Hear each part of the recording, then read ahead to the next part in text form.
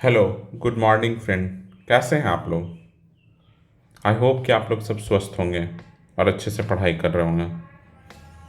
देखिए, आज पेपर में फिर से आया है, कुछ तो आया है बीपीएससी के रिगार्डिंग, सोचा आप लोगों को ये न्यूज़ दे दें। तो देखिए कि इसमें लिखा हुआ है कि इस बार नकल लीक पर 17 बीपीएससी पर नकल लीक पर लगेगा नकेल। जिले के सेंटरों पर अलग अलग सेट के होंगे पेपर। हर सेट में सवाल भी अलग अलग।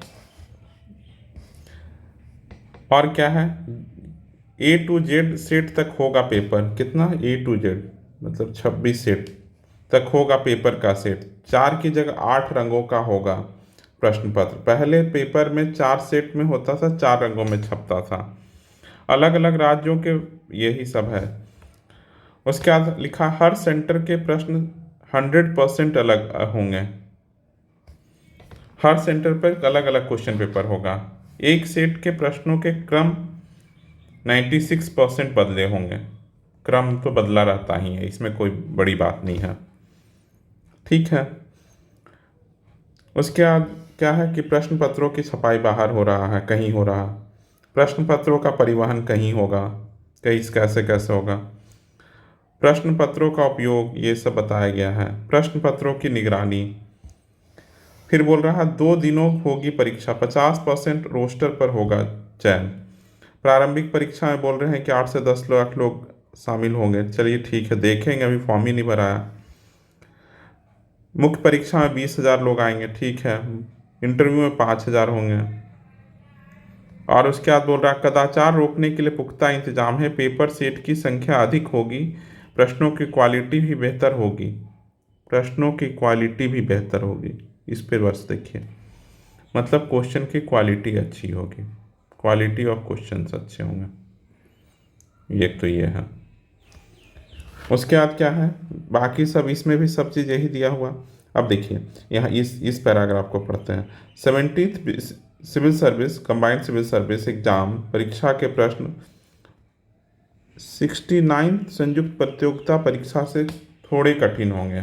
थोड़े 59वीं संयुक्त प्रतियोगिता परीक्षा के प्रश्नों का स्तर अन्य राज्यों के लोक सेवा आयोग से आसान था, लेकिन 17वीं के प्रश्न झारखंड, दिल्ली, हरियाणा, पश्चिम बंगाल, दिल्ली सहित कई राज्यों की अपेक्षा कठिन होगा। उत्तर प्रदेश से तो बोल रहा है, झारखंड झारखंड से बोल रहा है कठिन होगा। झारखंड का कितना इजी पेपर होता है क्या बताऊं।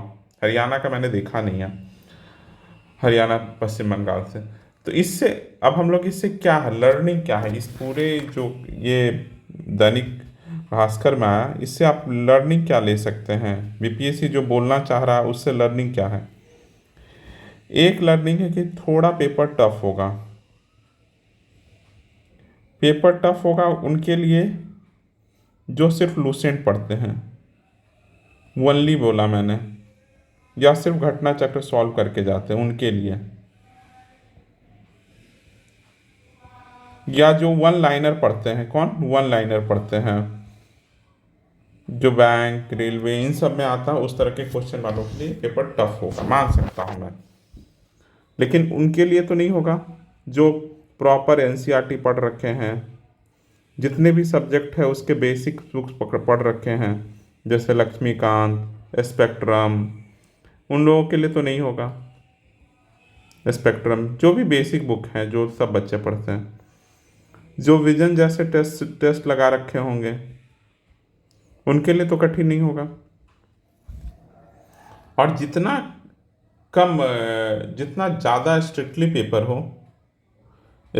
पेपर हो, कॉपी होने की संभावना कम हो जाए, कॉपी होने की संभावनाएं कम हो जाए, तो इसमें क्या होते हैं, गुड स्टूडेंट निकल जाते हैं, अच्छे स्टूडेंट निकलते हैं। तो आप लोग जो भी बच्चे से मेहनत कर रहे हैं उनके लिए तो बेहतर यही होगा कि पेपर थोड़ा टफ आए, कॉपी ना हो, मतलब चीटिंग ना हो। चीटिंग नहीं होगा तो अच्छे स्टूडेंट निकलेंगे, क्योंकि आप इतने अच्छे से पढ़े हैं। चीटिंग का पता है, आप लोगों को पता होगा 67th बीपीएससी का कट ऑफ 113 मार्क्स था। मुझे आज भी बिलीव नहीं है कि इतने नंबर कैसे जा सकते हैं। कट ऑफ है 113, कट ऑफ है। समझ रहे, 150 में अगर अगर इतने नंबर आ रहे हैं तो more than 70%, around 70 to 75% number आ रहा है, लाना है, तब जाके मेरा कट ऑफ क्लियर होगा। मतलब 113 मार्क्स पे लोगों का कट ऑफ क्लियर हुआ होगा था, तो कितने लोगों का कितना ज़्यादा मार्क्स होगा। 120 वाले तो बहुत लोग मिल जाते हैं, मतलब 80% लोग सही कट गए थे। तो उन लोगों के लिए बेहतर है जो चीटिंग होता है, जो चीटिंग करते हैं उन लोगों के लिए। अगर चीटिंग नहीं होगा तो उन लोगों के लिए बेहतर है जो चीटिंग नहीं, जो जिनसे चीटिंग होता नहीं है, जो चीटिंग करते नहीं, जो स्टूडियस स्टूडेंट हैं, उनके लिए बात है। तो उनके लिए ये एग्ज़ाम अगर जितना फेयर होगा उनके लिए उतना ये पेपर सही होगा। तीसरा, मैं हमेशा कहता हूँ आप लोग ये अपने बेसिक्स बुक को ज़रूर पढ़िए। इन सब में कुछ कुछ देखेंगे हम, बोले ओनली नहीं, कुछ कुछ हम लोग लूसेंट का भी देखेंगे, कुछ कुछ घटना चक्र भी देखेंगे।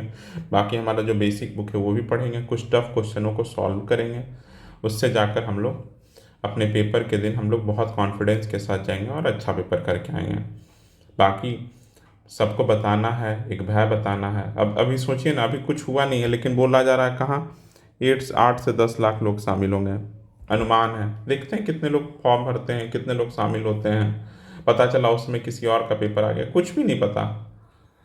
कितने लोग आते हैं, इतना दूर सेंटर होता है। कोई हरियाणा बैठकर बिहार के किशनगंज जाना कितना पॉसिबल है लोगों के लिए। ये दूर से कहना बहुत आसान है। आप ही को बोला जाए कि छत्तीसगढ़ पीसीएस भर दिए, छत्तीसगढ़ में 1000 सीट आया है, आपको भी बाड़ा बस्तर ऐसा कोई जिला दे देगा तो आप भी देखते हैं कितना जाते हैं। तो बात वो है कि कितना दूर बाहर के लोगों के लिए बिहार उसी तरह है जैसे जितना आप लोगों के लिए छत्तीसगढ़ है, अनबिग है। अररिया में फारबिसगंज, किशनगंज, कहीं भी सेंटर जाता है। भागलपुर बांका तो आम है। तो इसलिए इतना मत चिंता कीजिए, जितना आएगा देखा जाएगा, कैसा होगा देखा जाएगा। बस अपने पढ़ाई पे ध्यान दीजिए और पढ़ते रहिए। चलिए, इसमें क्या ज़्यादा बताऊँ, बाकी आप लोग लर्निंग बस बता दिया कि लर्निंग के लिए आप बेसिक्स करते रहिए, चीज़ें अच्छा होता रहेगा। अभी हम थोड़े देर में अपना जो डे वाइज टारगेट चल रहा है वो लेकर आएंगे। डे वाइज जो टारगेट चल रहा है अगर आप इसको पूरा करिएगा। अभी हम लोग क्या कर रहे हैं, इसमें स्पेक्ट्रम कर रहे हैं। स्पेक्ट्रम, लक्ष्मीकांत, हम लोग कितने एक बेसिक बुक पढ़ लेंगे आप लोग को पता भी नहीं चलेगा, सिर्फ आप लोग करते जाना है। चलिए, डे वाइज टारगेट थोड़ी देर में देता हूँ। और अगर वीडियो पसंद आया तो ज़रूर लाइक कीजिएगा, नहीं पसंद आया तो डिसलाइक कीजिएगा, और चैनल पर पहली बार आए हैं तो सब्सक्राइब कीजिएगा। चलिए, थैंक यू।